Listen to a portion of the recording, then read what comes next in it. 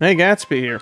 Anyway, wanted to follow up on how I currently feel about Pokemon League of Legends while also providing some hot tips for gamers who can't seem to understand the simplest of concepts despite making up the top 1% of the bracket. Do I see myself playing a lot of it? No. Hey, I've seen this one. Yeah, I remember that one too. Given that the game is out and enough of my friends are currently playing the game, I'm able to finally Stockholm Syndrome myself into yet another MOBA, and I'm making an attempt to convince myself that I'm having fun a few times a week over on twitch.tv/theaveragestream. So was I completely correct about the Pokemon Unite beta being pay-to-win garbage? Check the description? No. But I was mostly correct. Of course, for the sake of research, I immediately paid out all of the super exclusive one-time offers so that I could purchase the most OP Pokemon, level up the most OP held items, and naturally take my throne at the top of Masters with a small loan of 1,000,000 Pokedollars. Alright, fine. It's not that pay to win, and for the most part, if you just play the game, you'll unlock several Pokemon, and there's plenty of purple CDs to upgrade items to the point where you get the best value out of them anyways. That's really all you need to succeed at this game. You'll still be at a disadvantage to the whales who opted into the heart of the credit card, but I'd like to think that most people aren't willing to shell out $200 to suplex a Pikachu at Mach 7. That being said, I'm still trying to determine if I'm one of those people or not. For the rest of the video, I'll be talking about gameplay components, so if you just wanted my opinion, the game is simple and fun. If you have some friends who have Switches and are looking to play a game that isn't one of the 3 games people are actually willing to pay for the online services so that Nintendo can continue feeding the gophers powering their wireless router, then this might be a pretty good pickup for you. Otherwise, if you can just wait till the end of October for the most anticipated masterpiece this side of the console's lifespan, then you're a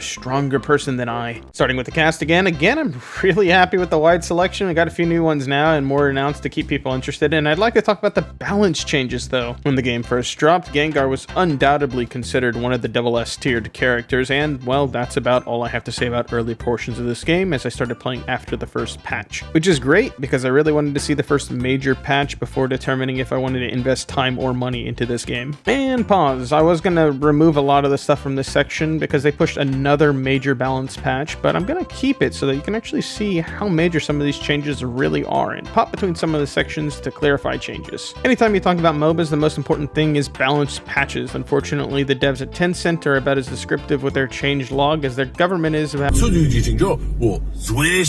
Thankfully, somebody with more times on their hand carefully combed through the changes in the training lobby to reveal that yes, indeed, Gengar is a shadow of his former glory, but now Wigglytuff has triple stats on almost everything because Mom said it was my turn to play DPS, and I'll be damned if I have to play a supporting role. I'm not going to make a tier list because there's probably a million different YouTubers with wider reaches explaining why Absol, Pikachu, Garchomp, and Slowbro aren't massive auto-lose picks, but I am willing to say that mons like Greninja, Blastoise, Wigglytuff have now climbed into the position of power previously vacated by our Lord and Savior Hex Gengar. And here we have our first pause. Wigglytuff's infinite Tsukiyomi was considered a bug, so now if you get hit during sleep, you wake up, which is a huge nerf and brings Wigglytuff back down to being kind of reasonable. Meanwhile, Absol got huge CD buffs to still only be able to handle 1v1s. Talonflame got buffs to be scary. Lucario players are starting to learn that extreme speed is actually really strong. And Venusaur's pedal dance is actually a pedal dance in that he listens to Eurobeat, giving him the speed that he needs to do the dirty deeds. And there are a few other nice touch-ups, but back to the ramble. I'm glad they're doing changes, but it would help if they would slow it down with making changes like replacing Wigglytuff's hands with chainsaws. This does set a precedent, and I'm glad they're at least committed to making changes to shake up the meta from time to time, instead of just sitting in their offices counting stacks of cash they got off of suckers like me, who purchased $60 worth of purple CDs to buff up my segue about how held items are a big mistake. I am standing by this point. The ability to pay to buff your items is bullshit. Getting things to 20 gives you the most value per item, but if you're maxing them out for the low price of money, you can literally spend it on anything else, putting you at an objective advantage to players who didn't pay up. I am willing to admit that I was incorrect about expecting items like Scope Lens, Floatstone, and really any item to make you hit harder or move faster to be meta-defining options. Turns out the real MVPs are Buddy Barrier and Focus Ban. That's right, defensive options ended up being the pick. Buddy Barrier gives you and a friend massive shields to counter almost any fight, which didn't seem too impressive at first, but when you're pairing it with things like Score Guard or just not dying during your Unite move, you start seeing why everyone is running this item. As for Focus Ban, an undo button for early trades that provides decent tank stats ended up being the unsung hero of keeping you in the game longer. The there are other items like Muscle Band, Energy Amp, and Score Shield that are worth considering, but Buddy Barrier and Focus Band are almost must-haves for any pick. And a second pause, they ended up adding 3 new held items: YouTube glasses for the one-shots, Razor Claws for the melee fighters, and then of course a contract that you can sign to get a small damage boost that rewards you for playing poorly and expires too quickly. More importantly, they're giving back to free-to-play players who can't reach their mother's wallet on the top shelf by giving them the ability to max out 3 items of their own choices. I'll post a small suggestion list, not a tier list, a suggestion list of what I would consider the best items to be maxing with those orange CDs. I'm not saying the ones at the top are the strongest, but they are the ones that you'll be able to get the most amount of use out of because of how generally good they are. It's really great because they also refund any purple CDs you originally spent, and I love that it helps out players who don't necessarily have the currency to max out even one of these items. That being said, level 20 to 30 doesn't even give you that much in the first place, so I really wouldn't sweat the last 10 levels for the people who don't have the heart of the credit card. At this point, I don't think I could actually call this a pay-to-win game anymore. You won't be able to get every Pokemon, but having at least one set of maxed out items I'd say levels the playing field pretty good.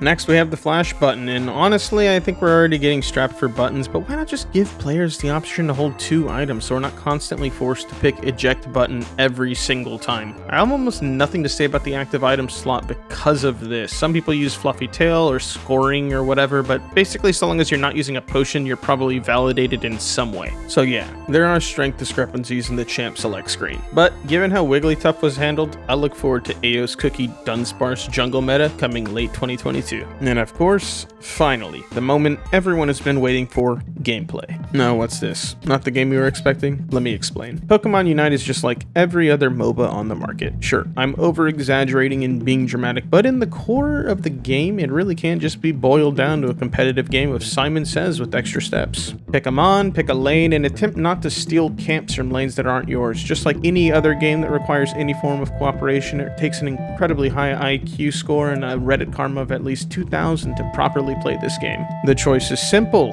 Grab 4 friends, or play a game of Pokemon Russian Roulette, where you hope that the other 4 random AI-controlled Make-A-Wish kids handpicked to waste the next 10 minutes of your life manage to find their way to lane without blundering too hard. Then the fun part, where you pray to Arceus that they can hope to keep it together long enough and still ignore the game announcing that it's time for Dreadnought. Finally, in the last 2 minutes of the game, they revealed that they were actually able to read and hear the announcer the entire time long enough to group for Zapdos, the big yellow bird that flips 95% of games, and attempt to take it regardless of if they're ahead or behind. And, Rotom? He basically only exists to entrap people into a false sense of accomplishment, while the actual game is being played from the other side of the map. Sure, he can get you the outside goal, but most games aren't decided from the first 200 points handed out for participation. In just a second. Now, if your whole team is standing on a cap point, it increases the score speed, which could influence pushing with Rotom eventually, but that's to be seen. Sometimes you can blame the fact that your team decided to take Dreadnought while it secretly debuffs your team's damage to Zapdos. Oh, wait, nope, they removed that too. But most of the time you can just shove blame as to why you lost on the literal anchor strapped to your legs, who at best managed to hit their late stage evolution after being useless for 75% of the game, and at worst still hasn't realized why Big Shark Go Brrr isn't necessarily an effective strategy most of the time. It's not like any of that matters though, because in the post-game lobby you can see who has the most good boy points for back capping 20-something points instead of helping with major objectives. The game rewards this suboptimal gameplay with the gold star that can allow players to walk away from each experience believing, I really was the MVP playing back cap Snorlax. Most of my friends play fighting games, and after 2 months of Guilty Gear Strive, they started complaining about feeling that the game was in a solved state, where you're kind of just going through the motions knowing exactly what to expect when you boot up the game. Sol is an asshole, Pot is an asshole, and Anji players are the assholes. When I started playing Unite, I felt the exact same way, because at its core, the game is extremely simple. Sure, it's a bit more complicated than something like the Adventure Time MOBA, but it's a long shot from something like Magica Wizard Wars, where most people don't even know about that. I can still get some entertainment out of the game with 10 moving players and an infinite numbers of teams and skills and play styles that can change up how each game feels. But outside of that, the game is just so straightforward that I could probably have someone feed me directions while I'm blindfolded and still manage to hold my own decently enough. Farm camps, wait for Dreadnought, and at the end of the game, decide if you're team instinct or you really need the points. That's about as complicated as it gets. I'm sure people will understand why early game decisions dictate so much of the game flow, but after playing MOBAs for a longer time than most of the target audience has been alive, I'm not really holding my breath. All in all, I'm having good fun with the game, and sometimes it's nice to just turn my brain off and enjoy slamming people people into the walls with Mr. Mime. Again, I'm not surprised that an audience gathered for this game, as it's part of one of the largest, most profitable empires in the history of man, who managed to sell gamers an app to make them walk outside. And yes, I'm ending another video laughing at Pokemon Go, and to quote the legendary Reggie Fils anime, "If it's not fun, I'm gonna kick your ass." Last little thing, a really important factoid. People are starting to claim that the mobile client might be better than the Switch client, if only for the fact that the cursor speed thing is actually a lot faster on the mobile client than the Switch client. This will likely be patched over eventually, but I'm happy to see that with the arrival of the mobile client, we have a slicker looking menu to navigate, proving once and for all that Switch players were actually the beta testers the entire time. Anyway, second half of Digimon 2020 coming out eventually, and maybe I talk about another anime? Who knows?